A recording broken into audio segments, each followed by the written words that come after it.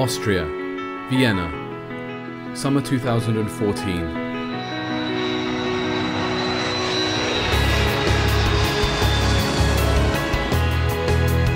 On arrival, she immediately goes to the hospital where her husband is currently being treated. Finally, they meet.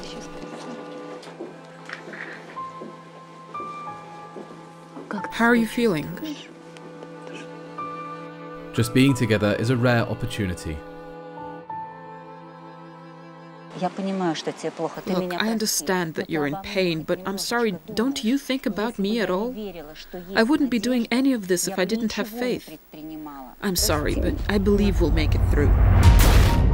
In broad daylight, in the heart of a European capital, an attempt was made on his life. An act of terrorism. Vladimir Waszkiewicz, until recently a high-ranking government official, head of the Customs Criminal Board and Deputy Director of the State Revenue Service of the Latvian Republic. Will this be okay for you, or is this better? All right. It's a miracle he survived, but the injuries he sustained from the explosion require regular rehabilitation therapy. His motor system's been damaged. Any additional stress he sustains now could cause cerebral paralysis or even a stroke. At the hospital, Vladimir is cared for by his eldest daughter, Diana, almost round the clock. I spend most of my time, almost all of it, with Father. Once you start thinking about it, then it really becomes terrifying. It's terrifying to think that her father could be a tangible threat to many influential and powerful people in the political and criminal circles. But he is still alive, and knows too much. Who would my murder have benefited? Now I know for sure who's behind all this. I knew that I had become an object of political bargaining.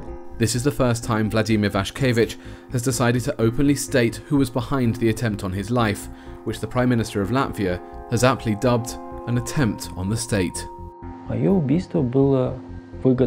My murder would have benefited the KNAB and the special services, who'd been extorting money from my wife all along with the criminals.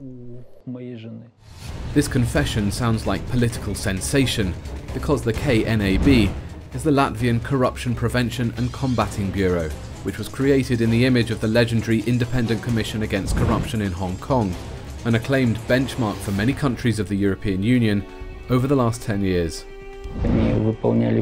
They were fulfilling a political order from their sponsors, from the Unity Party. The politicians in that party who saw me as a thorn in their side, an inconvenience. And these words are simply shocking. Unity is not just a party in Latvia, it is a major political force. European money has been used to build an entire system to protect the interests of one political force, which is at the same time extorting money, protecting smugglers, laundering money, and the list just goes on. And all this using European money. This, of course, leads us to the main question. What is really hidden behind the facade of a young democracy and small Baltic country that always seemed so peaceful?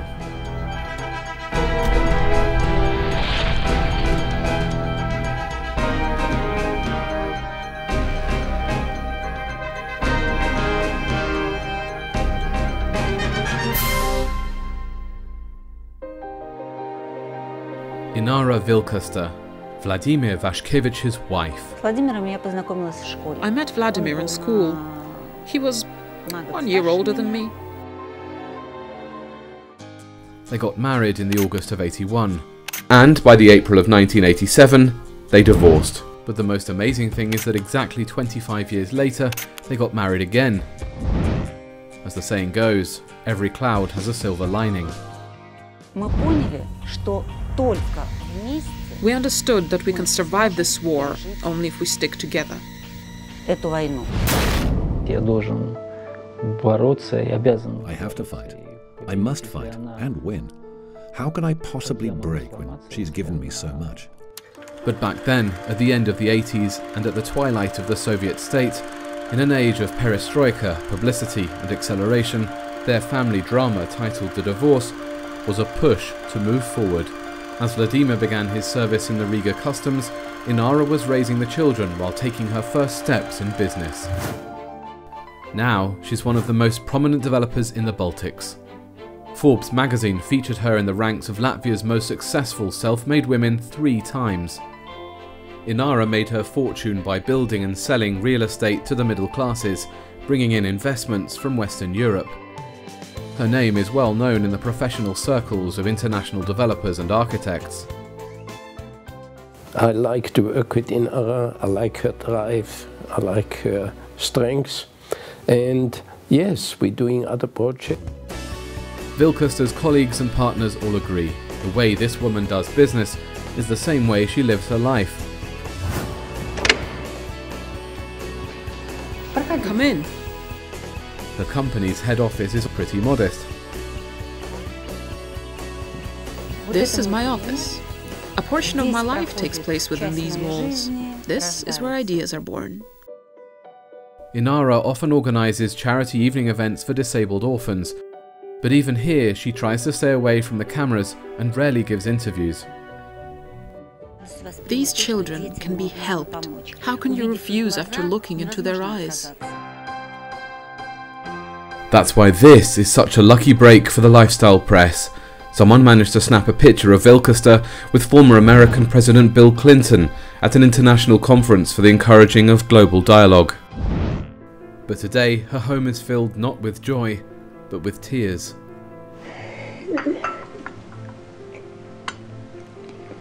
In the last big interview she gave, she won't even mention the history of her professional success. I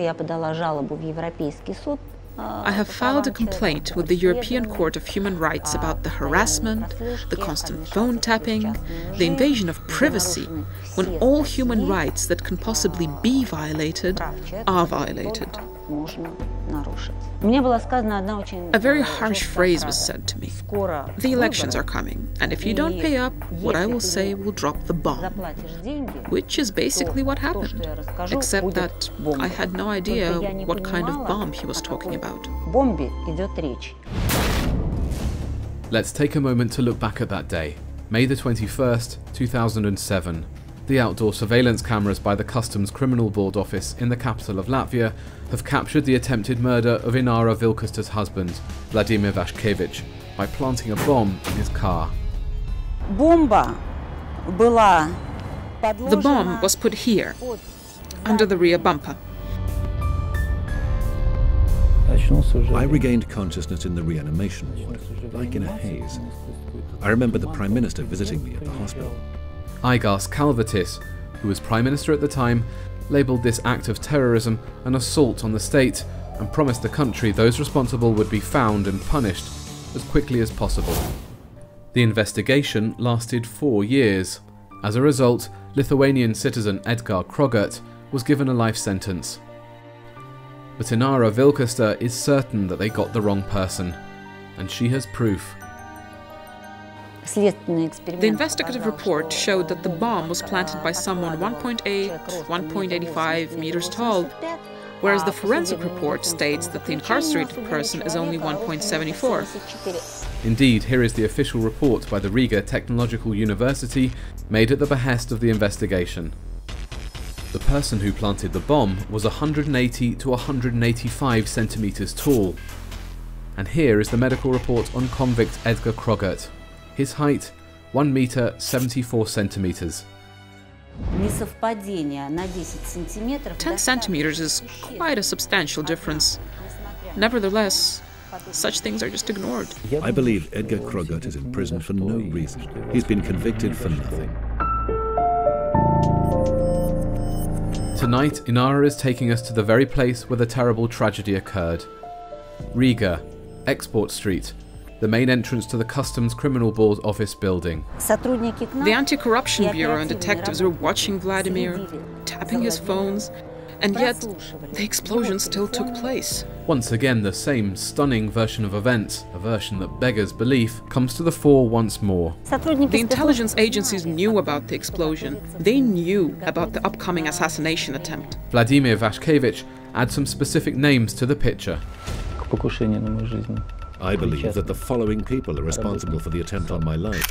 SAB agent Igors Sparos, KNAB agent Juris Jurish, criminal Raymond Stahlberg, and the former President's Security Service agent Edgar Gulbis. This may seem a paradox, but it's a fact. All these people were initially featured in the Waszkiewicz assassination attempt criminal case, but sometime later, their testimonies were classified and labelled state secrets for reasons foreign to European law. Latvian journalist and political writer Lato Lapsa tried to find out why. This is a very strange case. The telephone conversation recordings have been destroyed during the criminal investigation. In his book, The Other Kitchen, he has given a detailed account of the dangerous connections between the Latvian intelligence agencies and the criminal underworld. It turned out to be a real detective story about rogue police officers. These people were very interested in explosives and the engineering behind an explosion. In fact, Gulbis was an explosives expert, and he's connected to Stahlberg. If you want my opinion, I believe that these people have a lot more to do with the terrorist act than the scapegoats that had eventually been arrested for it. On the other hand, removing me, killing me, would have given the KNAB and the special services the opportunity to keep successfully backing smuggling flows and laundering money, which is what happened. But let's start from the very beginning. 2001, the beginning of the Latvian customs reform. My job was to set up a customs criminal board, in other words, customs police. Meanwhile, Latvia is shaken by the first prominent contract killing in the country's history.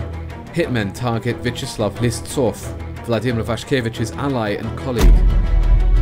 He was head of the Latgalian regional department of the Latvian State Revenue Service.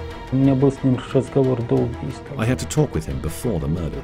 He told me that he'd uncovered something that looked a lot like smuggling. This is a reference to a long-running heroin trafficking operation which Vyacheslav Listsov is believed to have uncovered. After his murder, I knew I had to be careful. It's a shady story. It turned out the special services had been involved. That was when I knew that our own men could be traitors. One of the versions at the time was that Listsov's investigation was a hindrance to somebody at the Latvian security police. Before the creation of the Customs Criminal Board, fighting smuggling was the responsibility of the security police. This is the moment when Vladimir Waszkiewicz notices one very important detail that will probably play a key role in defining his fate. The KNAB was established on the basis of the security police. Its officers transferred to the KNAB. The people who for years had been imitating a battle with smuggling and were making good money from it.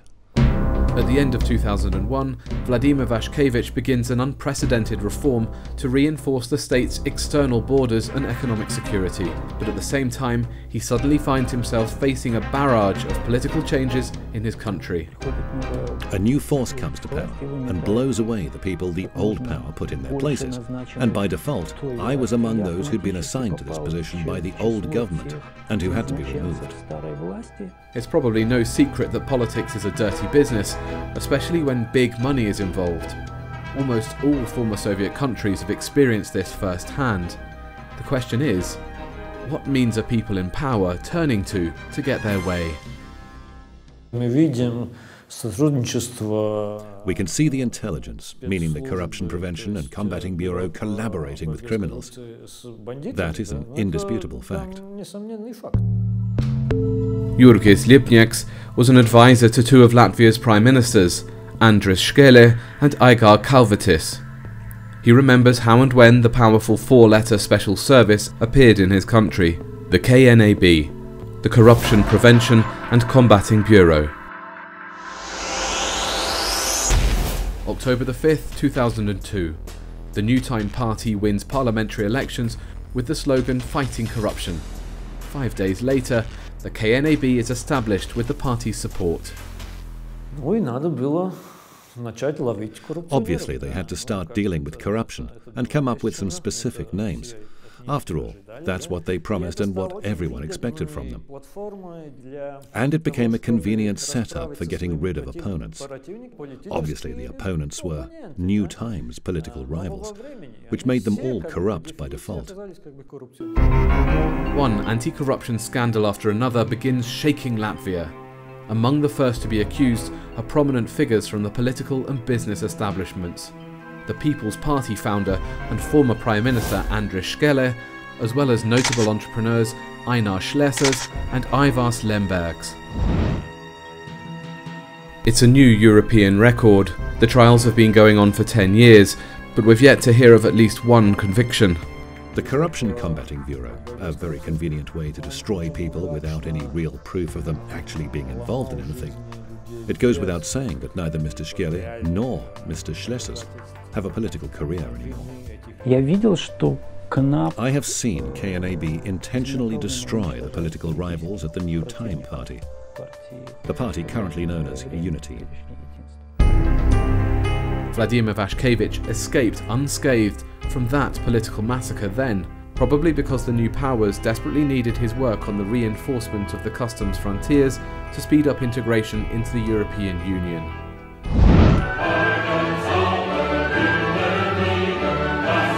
And so, on May 1st, 2004, the Latvian Republic becomes a fully fledged European Union member state. The legal aspects of the country's accession were at the time the responsibility of the Secretary-General of the Council of Europe, Dr. Walter Schwimmer. When I recommended that Latvia, with its sad history, I'm really sad that things deteriorated since then, and now we have to be concerned about the human rights of Latvian citizens and these unlimited powers of special services.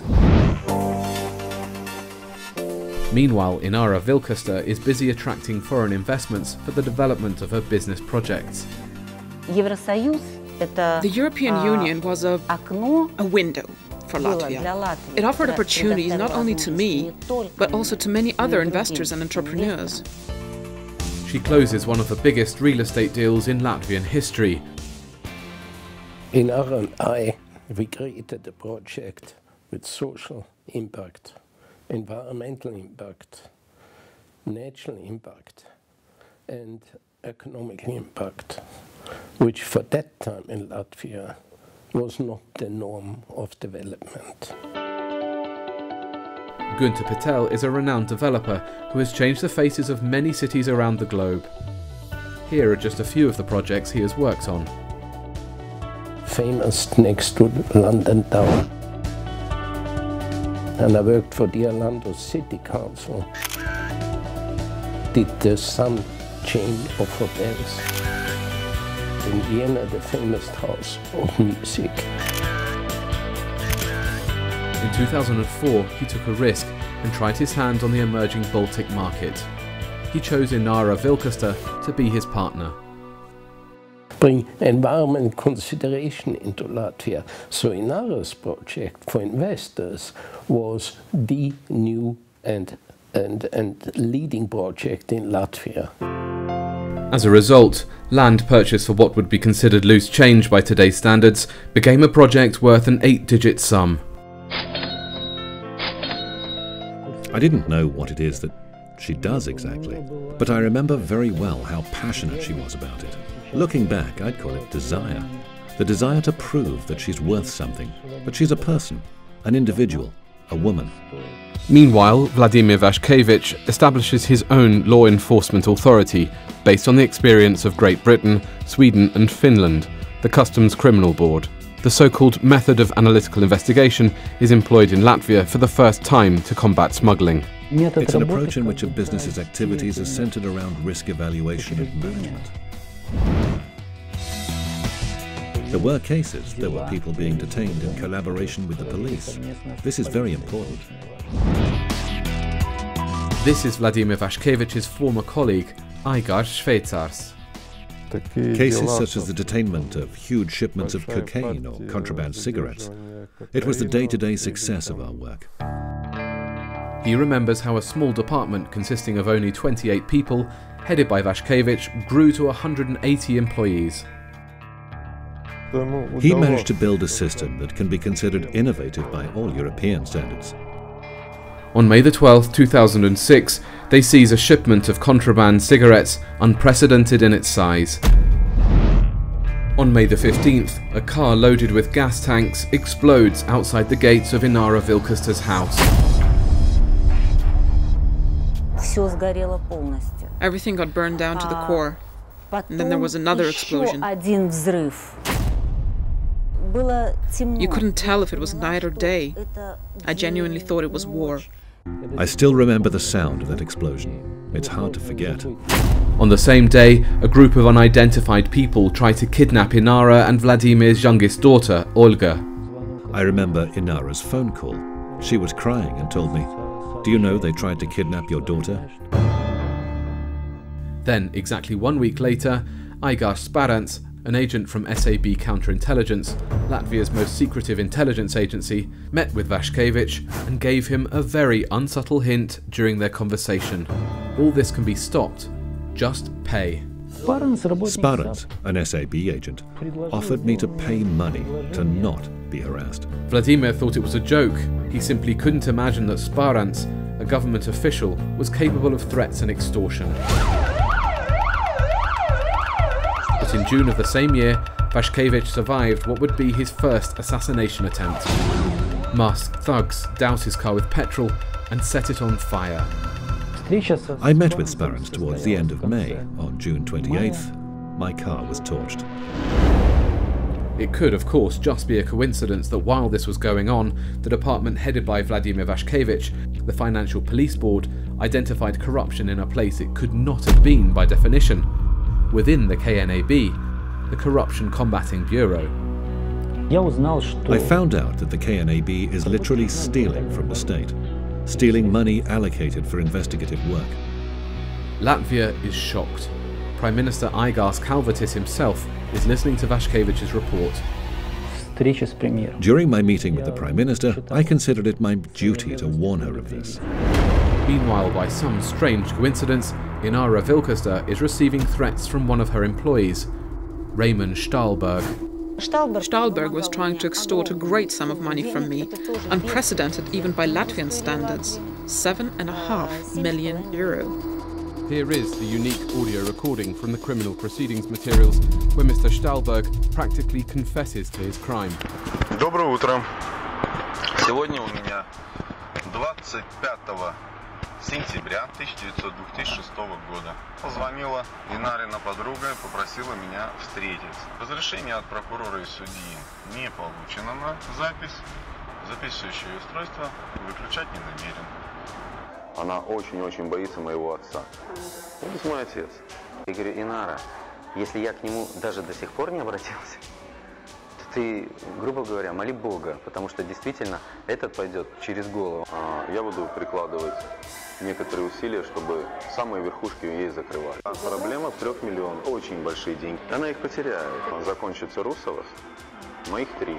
Мне дико не хочется идти плохим путем. Рано или поздно то, что я тебе сказал, взорвется.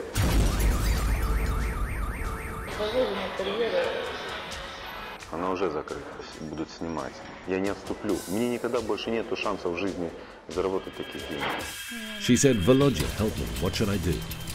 Being an employee of the law enforcement system, I told her that she should go to the police.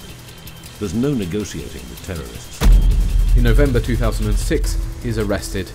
And it turns out that he had already been convicted of the same charge, extortion, before. But here's an interesting fact from the interrogation report.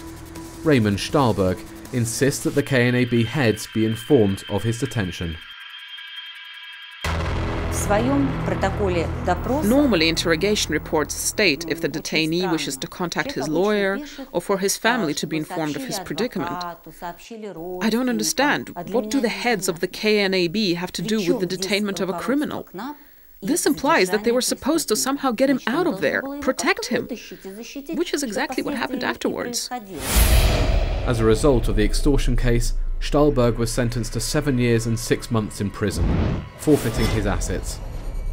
but yet again, for reasons unfathomable to any constitutional state, he was simply released right there and then in the courtroom. However, according to information from open sources, Stahlberg's father, Ulrich Stahlberg, is the owner of a private security and detective agency that, according to the criminal proceedings materials, employed criminal world representatives who participated in setting fire to Vladimir Waszkiewicz's car. Moreover, many politicians and even special services resorted to this agency. He had probably reached an agreement with the special services who were interested in Waszkiewicz. And this, in my opinion, what this is all about. They wanted Waszkiewicz. And I was just a tool to destroy him. New Time members had this notion based on rumours and urban myths that Mr. Waszkiewicz is an important sponsor of the People's Party, but that wasn't true. In April 2007, the KNAB searched Inara Vilkasta's house for the first time. The house where Vladimir Waszkiewicz had been living after numerous threats and assassination attempts. The men dressed in black terrified their maid, Nina. My blood pressure shot up to 200. They turned the house upside down. They threw all these boxes down. And didn't find anything. I don't even understand what it is they were trying to find. I gave them everything. I showed them everything. One official charge had, however, been brought. Vladimir Waszkiewicz keeps too many sports training shoes at home. That shoe story. Wow, they sure got me there. What a blemish on my reputation. What else can I say? But what is most surprising is that the reason for initiating the criminal shoe case was a statement from Raymond Stahlberg. The very same Raymond Stahlberg who attempted to extort millions from Inara Vilkasta. After that search, it became clear to me that the KNAB was working on my case. Perhaps it's simply yet another coincidence that less than a month after the search, something else happens at the entrance to the Customs Criminal Board building in the very heart of the Latvian capital. Vladimir Waszkiewicz's car explodes. Vladimir's assassination attempt, the explosives in his car, that's only half of the story. At the same time, a campaign to publicly discredit him is unraveling in the media. A full-scale, dark PR assault is launched against Inara and her husband. It was public execution, a lynching, a crucifixion, denigration. They were hoping I would leave. After all, everyone they pressured and persecuted before me had left, but I didn't. At the time, journalist Guy de Mattisoni was the editor of one of Latvia's most popular newspapers. Was Waszkiewicz blown up to extort Vilkasta's millions? This is an example of a planted article. When the Latvian media was overrun with compromising information in a raging information war, she left the industry. It's a blatant violation of human rights when information obtained through intel on the job during an investigation suddenly appears in the media and becomes public. The Latvian press alone published over 3,000 planted articles about Vladimir Waszkiewicz's family between 2007 and 2012. They went after Inara and started fabricating a case against her, then another, and then another, and another. Meanwhile, Inara Vilkasta becomes a defendant in over 150 criminal and civil cases. One of the most absurd cases is the one where I was accused of stealing a mobile phone. Why would I steal a mobile phone? I'm not a kleptomaniac. I have my own phones. I mean, it's not just ridiculous. I can't even grasp this. And all these criminal and civil cases, it's just like Kafka's The Trial. Court hearings, investigations, interrogations. They crossed the line, and I can see they'll stop at nothing now. Even Inara Vilkasta's maid, Nina Mikhailova, a World War II survivor, is on trial. Do you understand the court's verdict? When the KNAB came to do another search, she was too afraid to open the door. She thought they were thugs. I suppose the Anti-Corruption Bureau found me to be a dangerous criminal. The initiation of so many legal cases means they can legally tap not only my phones, but also my children, my entire family, everyone who is close to me. The fact that the law and the system officially allow the intelligence to tap and control people based on some abstract suspicions that are never even brought before a court is a violation of human rights. In May 2010, Latvia was shaken by a new shocking crime. The disappearance without trace of Vladimir Waszkiewicz's lawyer, Einar Splatacis. I believe the same people who are harassing us are behind his disappearance, the KNAB intelligence agencies. If we're talking specific names, once again, it's Mr. Sparrans and Mr. Jurash. An investigation of his disappearance is hindered. The Ropăji parish outside Riga, the road to Muțenieki village. If a person has been kidnapped, if he's nowhere to be found and there's no body, it means he's got to be somewhere. Here, on the outskirts of the forest, the police will find the missing lawyer's car. His jacket and his bag were over here, in the back, like this, and the car was open. Juris is Einar Splatacis' brother.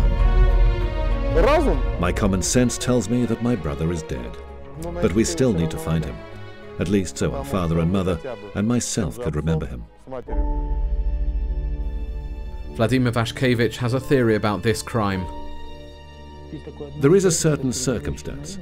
Before he disappeared, I gave him copies of the papers showing Jutta Stricja's, the deputy head of KNAB, involvement in a car accident that was eventually blamed on another person. Jutta Stricja. According to the Latvian media, her real name is Anna Potapova. For 11 years she had occupied the position of KNAB deputy head, and it's said that she ran the anti-corruption bureau almost single-handedly. The KNAB boys were out partying. They lost control of the car. One of the cars is smashed in the ditch, 2 are on the road, and the people were just completely out of touch with the reality. They were very drunk. Mikhail Ponomarenko was in the wrong place at the wrong time. He accidentally became witness to the same car accident involving Jutta Stricja. I saw this blonde chick called Jutta, but I only found out that she's Stricja later. At the time I knew her only as Jutta. I knew she worked in the KNAB. This encounter on the side of the road cost Mikhail his entire life. They literally ruined my life. I'm a bum now. I have no home, no job, my health's gone. At first, the KNAB tried to cow him into silence. They were threatening me. They told me my children will have problems. I asked them, what do my children have to do with this? Have you no shame? And then he was simply arrested and put in jail. Mikhail was accused of trying to pressure the investigating authorities. They made it very clear. All right, buddy, you want to go to the slammer? We'll take you to the slammer. We'll find what to put you in for. We'll come up with something. As a result, Mikhail lost his health, his business, and his reputation, all because he accidentally found himself in the path of a dangerous blonde. I believe that Jutta Stricja is definitely behind all this. Her career rapidly escalated in 2002 with the coming of the New Time party to power. But Jutta Stricja's path to power began in the same department that was often accused of backing smuggling operations and laundering money in the 90s. The KNAB was established on the basis of the security police. They came to work in the KNAB. Platacis, the vanished lawyer, was never afraid of criticizing Mrs. Stricja. He was the first to publicly announce that the KNAB uses an information gathering system that has been banned throughout the entire civilized world. Fishing expedition. To initiate criminal cases. It is a way for the government to hunt someone using supposedly legal means. Today, all of Vladimir Waszkiewicz's family's legal matters are handled by Elena Kwiatkowska. Thanks to her, the European Court of Human Rights is beginning to learn about the Latvian spook's innovations. The government is using all possible means to harass a single certain family. This includes years of tapping, surveillance, and actions that can be given the general term fishing expedition. Basically, where there's a man, there's a case. The events of the past few years seem like some sort of action-packed political crime thriller movie. In 2010, the New Time party changes its name to Unity and emerges victorious from the parliamentary elections. The cogs of history had turned yet again, and the Latvian secret services decided on a radical special operation to detain and arrest Vladimir Waszkiewicz. I immediately started asking for my lawyer. that was ignored. They then dragged me into a bus, and once in the bus, started purposefully beating me. My head, my stomach, my neck. The investigation claims that Waszkiewicz bribed his own employee, Talis Kravalis. I've known Talis Kravalis since 1988, way back since the Soviet customs. My colleague, a person I trusted and who I repeatedly vouched for.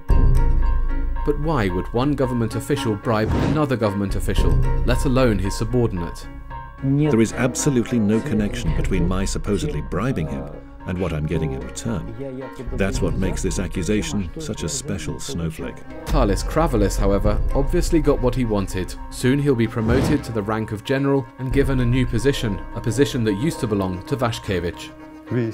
As we found out today, customs employee Talis Kravalis was simply recruited by the KNAB.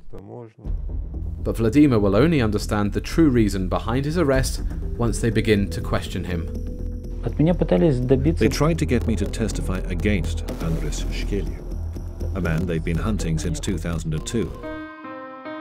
Andres Shkeli, founder of the People's Party, has been Prime Minister of Latvia twice. Public surveys show that he's still very respected by the population. This may be why he's #1 on the KNAB's and Unity's lists.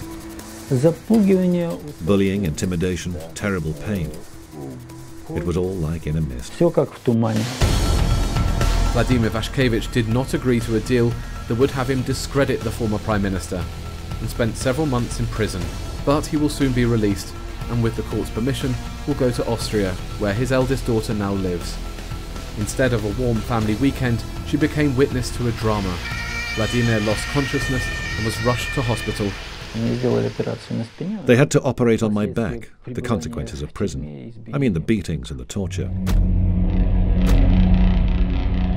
In Austria, Vladimir was medically examined by Dr. David Wysoki. He's very strong, but I was surprised he could walk at all. Any other person would have been wheelchair-bound for life after sustaining such injuries. Professor Wysoki confirms that medieval practices, such as torture, are being used to beat confessions out of people in a European country in the 21st century. While in prison, he was beaten every day. They mostly hit his knees. He has sustained extensive physical injuries, but I can say that they mainly hit his back and knees, which resulted in the formation of lethal hematomas. Patients who had undergone such severe trauma as Mr. Waszkiewicz can only get better in a good rehabilitation centre, away from any danger or stress. News that a government official of a European Union member state had been tortured quickly spread through the Austrian capital. Latvia immediately demanded that Waszkiewicz be extradited. Myself, my husband, and our entire family are confident that if Austria hands him over, he will be physically destroyed. He will be murdered. But renowned lawyers and human rights activists stood up in his defense. This situation has nothing to do with European human rights laws. I didn't think anything like this is even possible in Europe. Frau Elisabeth Rech is the Vice President of the Austrian Bar Association. Today, with a team of professionals led by Dr. Herbert Pochizer, for the first time in the history of international legal practice, she is helping Vladimir Waszkiewicz, a citizen of the European Union, get political asylum in the European Union. Obviously, I'm worried and frightened, both for my family and for my life. It's a feeling I've had to live with for a long time now.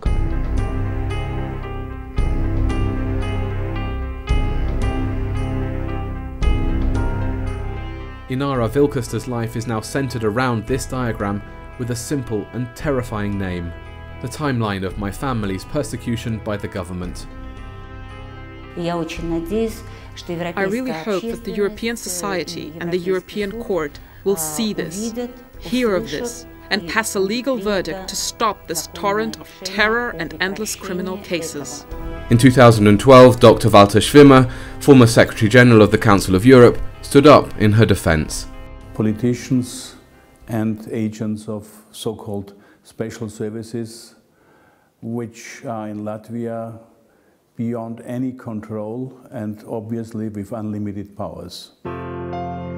In the Austrian capital, he created a public committee, Justice for Inara. Because I think the public has a right to be informed when things like that happen in a European country. We believe that democracy does exist and that the European Union will study the situation from all angles. Inara Vilkasta will remain in Latvia, although she could have sold her business and transferred her assets a long time ago. I am staying here to fight and protect not only my family, but also any other Latvian citizen. My story is not unique. And if the public learns about my story, about Vladimir's story, about this appalling persecution, about the threats, I'm certain that the other citizens of Latvia will find ways to protect themselves as well. Today, she is a frequent guest at European human rights forums.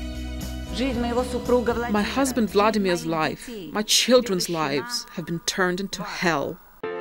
In the autumn of 2014, she received the Person of the Year award in Poland, Latvia's neighbour state. I want to thank you. I want to share this award with my family and my children. They have walked a hard road with me, and they're still walking it.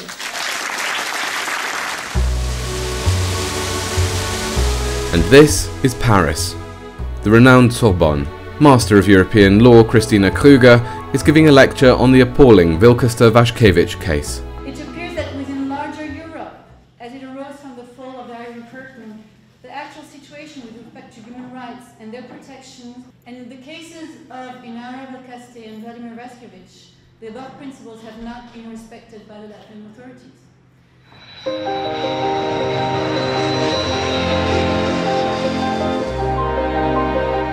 Even visiting Vladimir once a month in the Austrian hospital requires Inara to ask the Latvian court for permission to leave the country, almost as if it were the Soviet rather than the European Union. Our only chance is making all this public. A criminal shadow government system was being built in Latvia over the past 10 to 12 years, using European money. The people have no idea who really is running the country, and who's capable of destroying anyone and standing in their way. At the end of the interview, Vladimir Vashkevich admits that despite everything, the thing he would love most in the world is to return home to Latvia, to feel alive again. Breathe in the scent of the Baltic breeze, walk through the old streets of Riga, and of course, get back to work. And who knows, perhaps his extensive experience in reinforcing the external borders of the European Union will come in especially handy in today's escalated geopolitical situation on the continent. But this story is, first and foremost, a strikingly vivid demonstration that peaceful European life and well-being is threatened not so much by the enemies on the outside, but by those within.